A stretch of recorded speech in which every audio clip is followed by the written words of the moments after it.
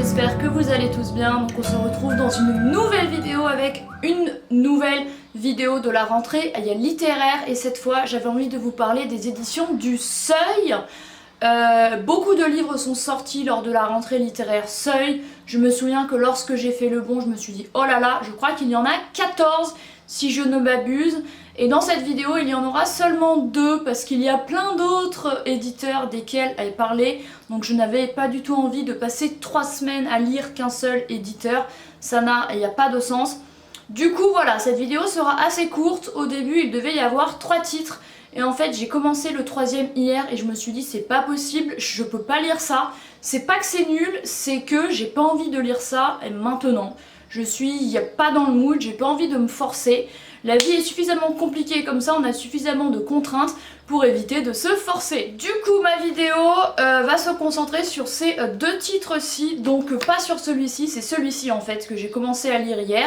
Et en fait, je pense que l'auteur espagnol Antonio Muñoz Molina s'est inspiré de Proust parce qu'il fait des phrases qui durent sur 5 pages.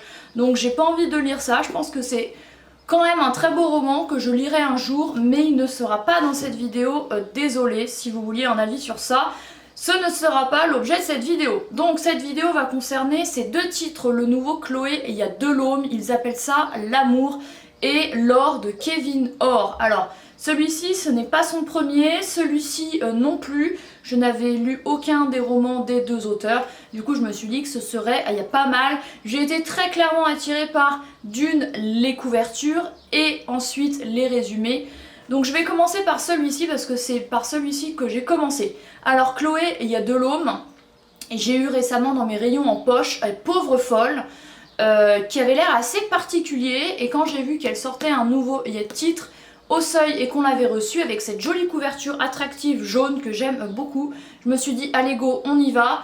J'ai beaucoup aimé ce roman. Alors ce roman est quand même assez difficile, il évoque des sujets de violence conjugale, de perte de confiance en soi, de soumission du rapport, il y a dominé, il y a dominant, il y a beaucoup de violence psychologique comme physique. Mais ça parle également de l'amitié et d'essayer de lâcher, enfin comment dire, essayer de reprendre confiance en soi, de s'aimer de nouveau et de s'échapper de cette honte qui peut nous emprisonner lorsqu'on a vécu une relation toxique qui nous a fait perdre toute forme de confiance en soi. Je pense que ce livre pourra s'adresser à certaines et à certains d'entre vous. Personnellement, je n'ai jamais vécu ce genre de relation, heureusement, mais il y a des personnes le vivent et c'est très très compliqué. Donc dans ce roman, on suit Clotilde qui a la cinquantaine, qui au début du roman va en vacances 3 jours avec des amis à elle pour un week-end prolongé. Donc ses amis, il y a Bérangère, Adélaïde, Hermeline, Judith et elle, donc elles sont 5, il y a toutes à peu près le même âge, sauf Hermeline qui a la trentaine. Elles ont toutes leur caractère, leur personnalité, 5 femmes assez différentes. Et en fait, l'une d'elles a réservé comme surprise ce week-end prolongé dans une maison. Et Clotilde arrive et reconnaît où elle est. Et en fait, elle a vécu dans ladite maison 20 ans auparavant avec un certain monsieur qu'on ne nommera pas, dont on ne saura pas le nom. Ce monsieur avec lequel elle était en couple durant des années, qui était âgé de 18 ans plus âgé qu'elle, donc qui avait son âge au moment du présent, qui avait genre la cinquantaine quand elle avait 30 ans. Elle était apprentie écrivain, elle vivait de façon très modeste dans un studio. Et un jour, lors d'une soirée littéraire, elle rencontra monsieur suite à la sortie d'un de ses romans à elle, qui fut un succès. Il y a monsieur qui écrit énormément sur Napoléon de façon historique. C'est un homme un peu bourgeois, propre sur lui, qui a de l'argent, habillé un peu vieillot, mais voilà, qui est un petit peu intellectuel quoi, qui fait un petit peu supérieur. Alors, il y a désolé, la caméra a coupé, j'ai changé, il y a ma batterie. Mais je disais, ce monsieur fait vraiment figure d'érudit. Clotilde va beaucoup compter sur lui et en fait elle va venir complètement dépendante de lui. Lui va lui dire qu'il l'aime énormément et sous prétexte qu'il l'aime, il va complètement laviliser, oui bref. Enfin, il va lui montrer à quel point il est supérieur à elle. Elle devient... Il y a dépendance financièrement de lui. Il emménage dans sa maison à lui, où il vivait avec son ex. Donc c'est complètement malsain. Lui a 2 grandes filles, avec lesquelles Clotilde ne s'entend pas. Il est complètement gâteux devant ses filles. Et Clotilde, voilà, va se retrouver dans cette relation sous emprise.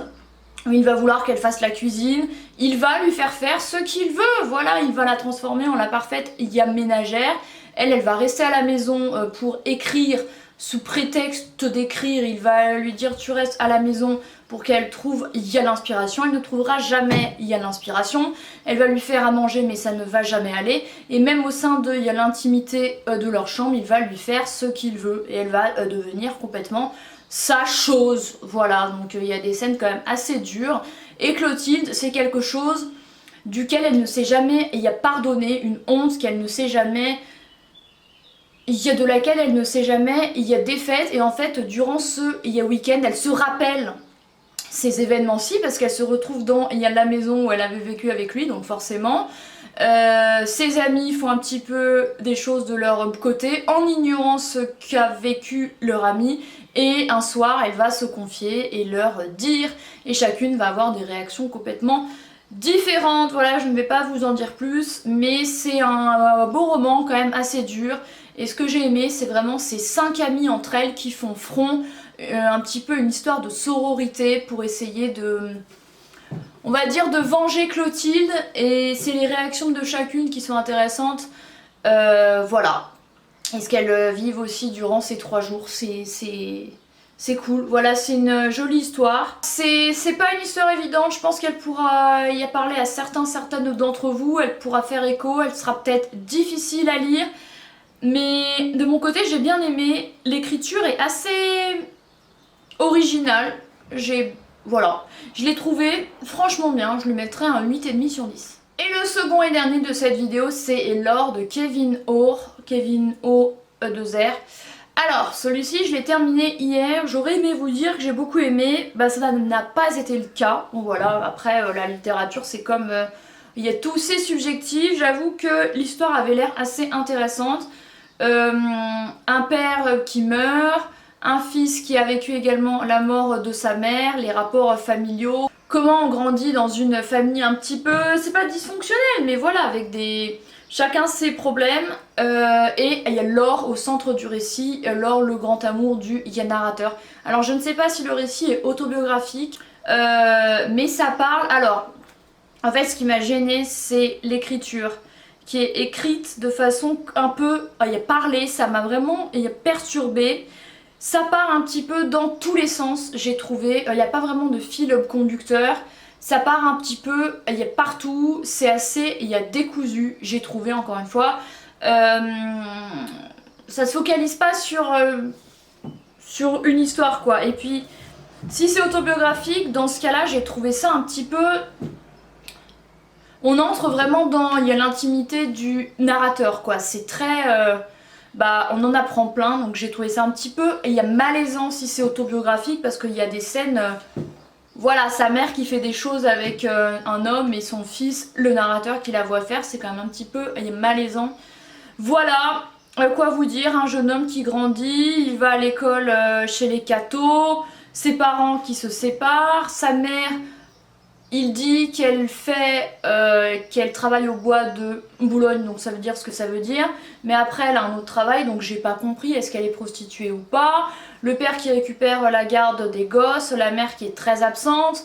Le lien un petit peu difficile que le narrateur a avec ses parents. La figure du grand frère, il y a demi-petit frère aussi, il y a la belle-mère.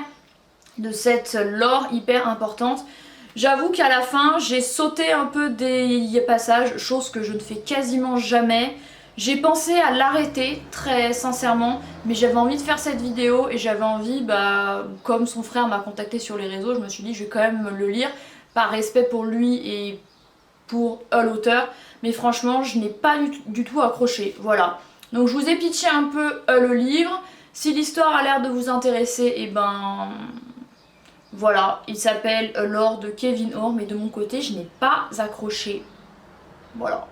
Bon écoutez, voilà, c'en est tout pour cette vidéo de 2 titres aux éditions du Seuil. Alors ce qui relie ces 2 romans, c'est, je dirais, la singularité. Je pense que Seuil publie des romans assez différents, voilà, on va dire, assez...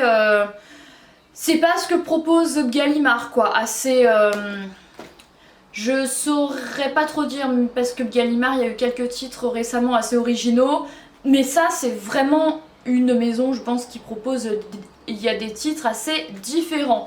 Donc, celui-ci, vraiment, j'ai beaucoup aimé, celui-ci, moins, mais voilà, c'est comme tout. La littérature, donc ils sont aux éditions du Seuil dans Fiction et compagnie, vous pourrez les retrouver bientôt en librairie. Merci d'avoir regardé cette vidéo, j'espère qu'elle vous a plu. De mon côté, je vais commencer dès ce soir avec la rentrée littéraire Kalman-Levy qui m'inspire beaucoup, j'ai hâte. Donc voilà, merci d'avoir regardé cette vidéo, n'hésitez pas à vous abonner, à me mettre un pouce en l'air et moi je vous retrouve très bientôt dans une autre. Bye!